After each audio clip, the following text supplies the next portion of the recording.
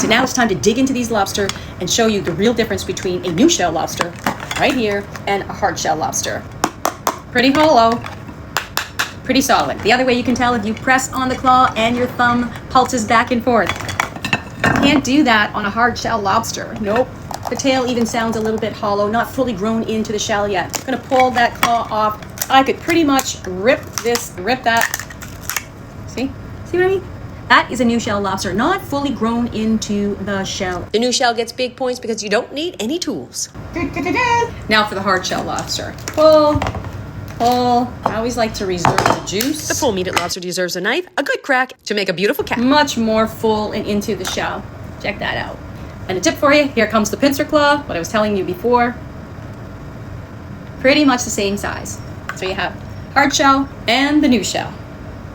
So there it is, the new shell lobster, not fully grown into its shell, and the hard shell full meated lobster. What you want to do is make sure you're paying for a new shell if they say it's a new shell lobster, and you're probably going to end up paying for a hard shell lobster if it's in fact a hard shell full meated lobster. Fun fact, Canada fishes predominantly for that hard shell premium full meated lobster that ships all over the world and can withstand the travel.